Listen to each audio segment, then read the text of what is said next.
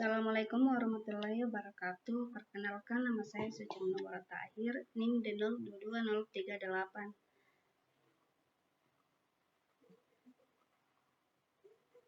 Di sini pada video kali ini saya akan menjelaskan sebuah aplikasi simple CRUD menggunakan file CSV. Nah, yang pertama itu kita akan membahas tentang file data CSV yang berisi informasi mahasiswa. File ini berfungsi sebagai sumber data yang akan kita gunakan dalam program. Kalau kita lihat isinya, ada beberapa kolom utama seperti NIM. NIM ini adalah nomor induk mahasiswa, nama, alamat, semester, SKS, dan IPK. Nah, dengan format ini kita bisa membaca data dari file CSV ke dalam program, mengelolanya dan menampilkannya sesuai kebutuhan. Misalnya kita mencari mahasiswa berdasarkan NIM. Nah, nanti di bagian kode program kita akan lihat gimana cara membaca file ini dan menggunakannya dalam program kita. Nah, selanjutnya yaitu kita masuk ke bagian kode untuk kelas mahasiswa. Kelas ini berfungsi untuk mempresentasikan data mahasiswa dalam bentuk objek. Jadi, setiap mahasiswa yang ada di database, kita nanti akan disimpan dalam bentuk objek dari kelas ini. Nah, kita lihat di dalam kelas mahasiswa ada beberapa atribut utama, yaitu NIM, nama, alamat, semester, dan IPK. Selanjutnya kita punya konstruktor, yaitu bagian yang ada di bawah publik mahasiswa. Konstruktor ini berguna untuk menginisialisasi data mahasiswa saat objek dibuat. Jadi saat kita buat objek mahasiswa baru, semua atributnya langsung diisi sesuai dengan parameter yang kita berikan. Lalu kita juga punya beberapa getter method seperti getName. GetName ini fungsinya untuk mengambilkan nilai dari atribut NIM. Nama ini fungsinya juga untuk mengambilkan nilai dari atribut nama. Get alamat juga ini fungsinya untuk mengambilkan dari nilai atribut alamat. Selanjutnya itu get semester. Fungsi ini mengambilkan nilai dari atribut semester. Get SKS, fungsinya ini untuk mengembalikan nilai atribut SKS. Selanjutnya yaitu get IPK. Fungsi ini mengembalikan nilai dari atribut IPK. Terakhir ada method toString.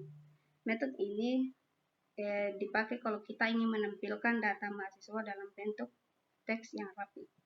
Jadi kelas mahasiswa ini sangat penting karena dari dasar dari semua data mahasiswa yang kita kelola di aplikasi ini.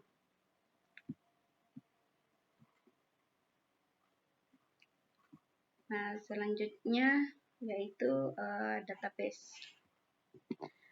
Di database ini kita punya kelas database yang bertanggung jawab buat mengelola data mahasiswa. Sekarang kita akan bahas satu persatu. Nah, di atribut kelas ini ada 3, yaitu private array list mahasiswa data sama dengan new array list. Nah, kita pakai array list mahasiswa ini buat menyimpan daftar mahasiswa. Terus ada file name. File name ini dibuat untuk menentukan lokasi file CSV yang ini. Nah, file CSV itu namanya data PBO.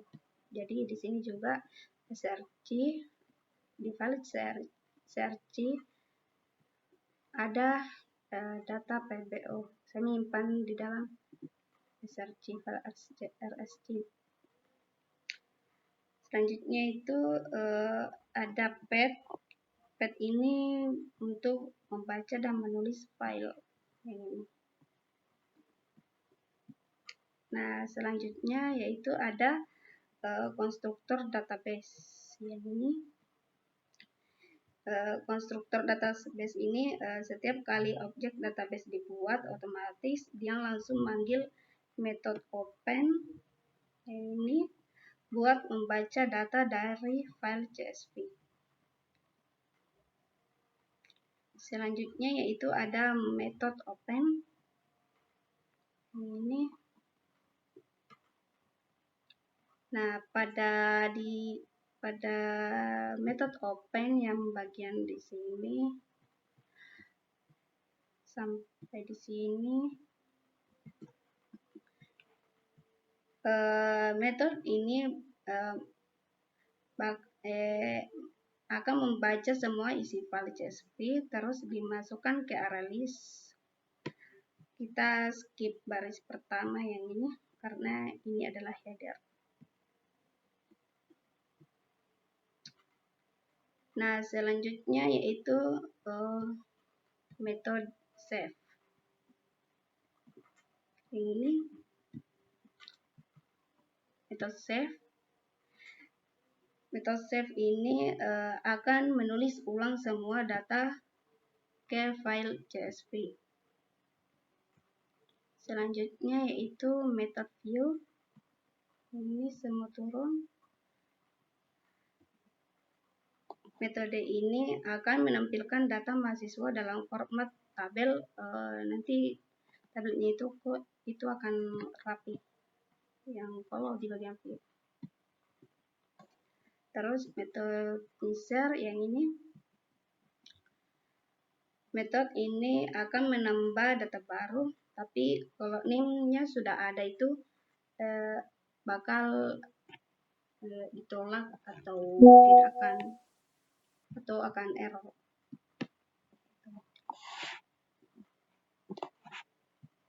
Selanjutnya itu metode search yang ini. Metode ini akan mencari mahasiswa yang berdasarkan NIM dan mengembalikan indeksnya. Selanjutnya itu metode update yang ini. Ini di metode update, kalau indeksnya valid, datanya akan bakal diperbarui. Yang terakhir itu ada metode delete. Nah, di metode delete ini akan menghapus mahasiswa berdasarkan indeks. Nah, ini adalah penjelasan kode database Java. Dengan program ini kita bisa kelola data mahasiswa menggunakan file CSV. Nah, selanjutnya yaitu kelas tes Java.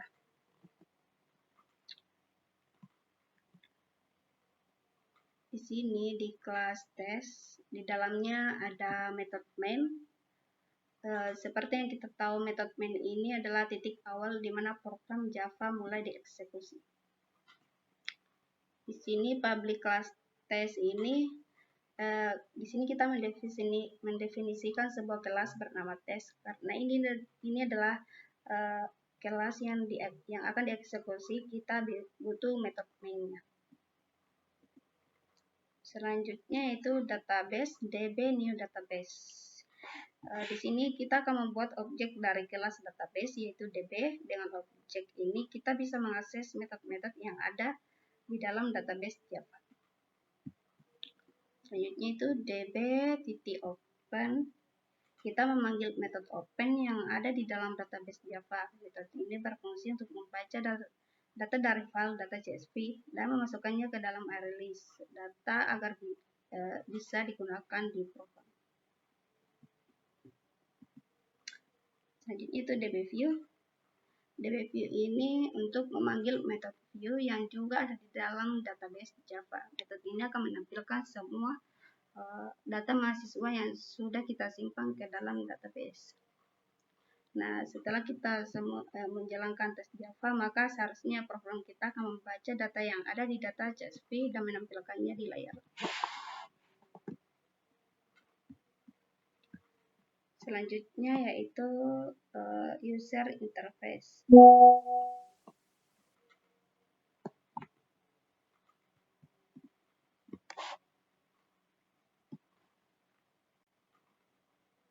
File user interface ini bertindak sebagai antarmuka yang berinteraksi dengan pengguna. Di dalamnya terdapat metode tampilkan menu yang digunakan untuk menampilkan pilihan menu pada pengguna.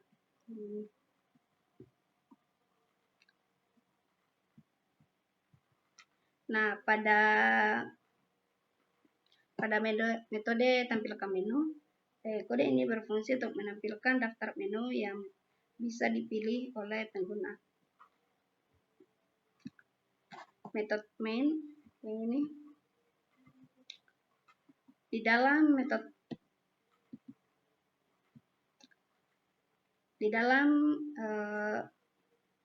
main kita membuat objek database new yang ini untuk mengakses data yang tersimpan, lalu menggunakan scanner atau inputan di sini. Setelah itu kita menggunakan perulangan while agar program berjalan terus sampai pengguna memilih opsi keluar.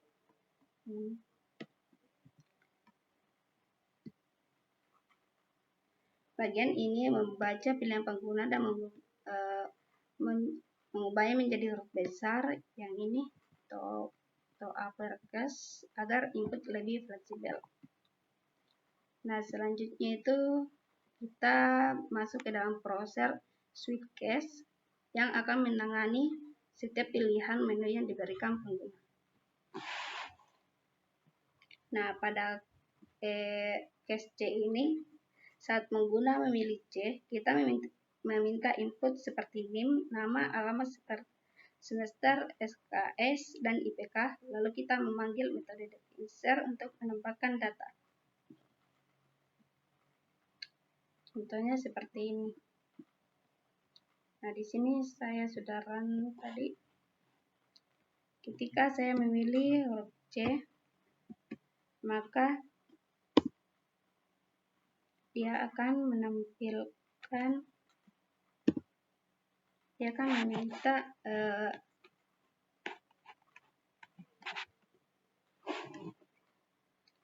meminta input NIM, misalnya D0 22 123, nama mahasiswa,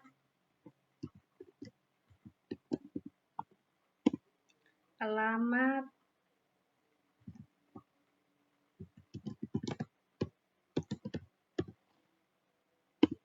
semester, SKS 136, dan IPK-nya.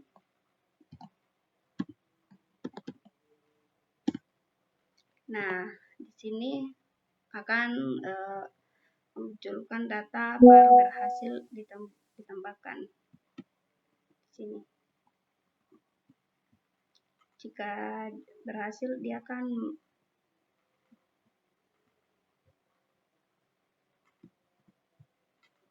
memilih if status true, yaitu data baru berhasil ditambahkan. Selanjutnya yaitu case R. Saat pengguna memilih R, kita cukup memanggil view yang akan menampilkan daftar mahasiswa. Nah, R ini untuk membaca semua data mahasiswa yang ada di dalam data CSV. Nah, ini adalah data yang ada di dalam data CSV.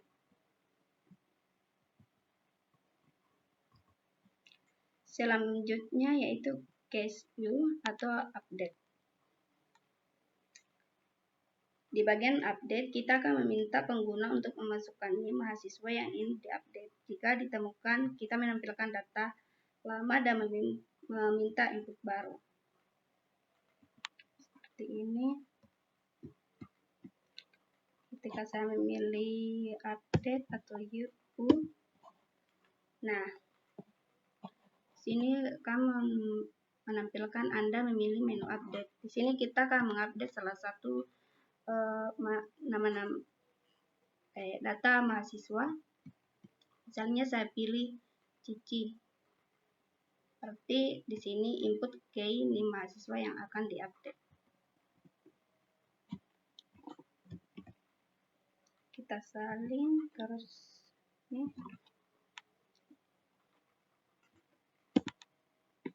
Nah, di sini akan muncul Anda akan menggunakan update data mahasiswa. Di sini juga sudah menampilkan seluruh data-datanya.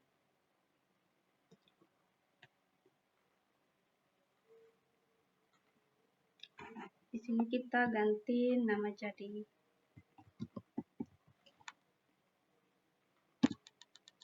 alamat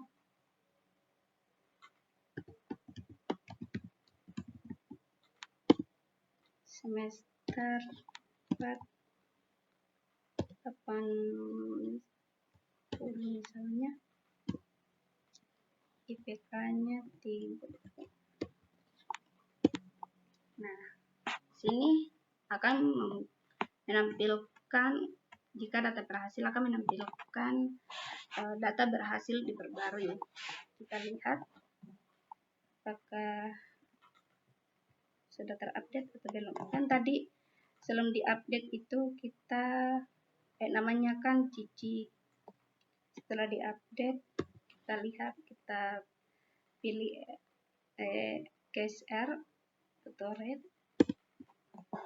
Nah, di sini sudah menampilkan namanya Sinar,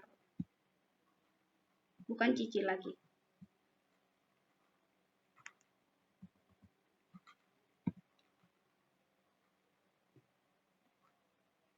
Selanjutnya yaitu case D atau delete. Ketika pengguna memasukkan NIM mahasiswa yang ingin dihapus, jika ditemukan, kita akan meminta konfirmasi sebelum menghapusnya. Ini db delete. Jika pengguna mengetik Y, maka data akan dihapus. Yang ini. Jika NIM tidak ditemukan, kita akan menampilkan pesan error. Ini. Coba dulu. Misal, kita pilih case D. Nah, ketika kita memilih huruf D, akan muncul begini. Misalnya saya mau menghapus Irmayanti. Berarti kita harus input key NIM mahasiswa yang akan dihapus. Berarti NIM-nya akan kita input. Kita salin saja dan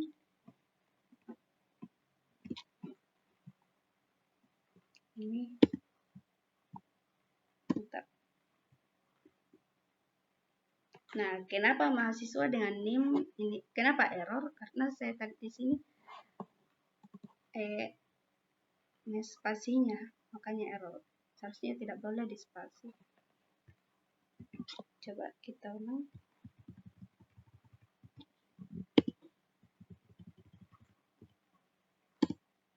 Nah, sudah bisa kan? Ulang. Kita pilih D dulu. Misalnya kita mau hapus Irmayanti. Sini tidak ada pula yang spasi. Kalau spasi bakalan error. Nah, di sini muncul, apakah Anda yakin akan menghapus data mahasiswa? NIM Denal ini nama Irmayanti menuju semester. Jika saya pilih Y, nah itu akan data ini sudah berhasil dihapus. Kita lihat dulu. Nah, nama Irmayanti sudah tidak ada di data CSV.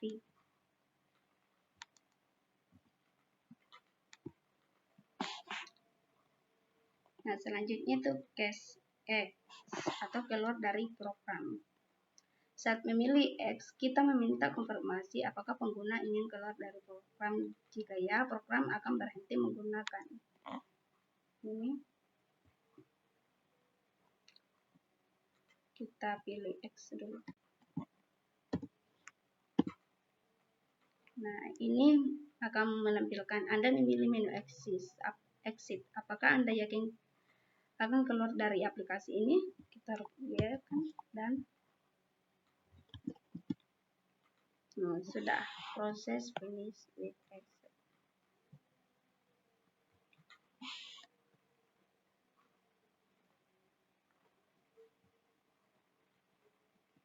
Nah, sampai di sini. Oke, itulah tadi program yang saya jelaskan.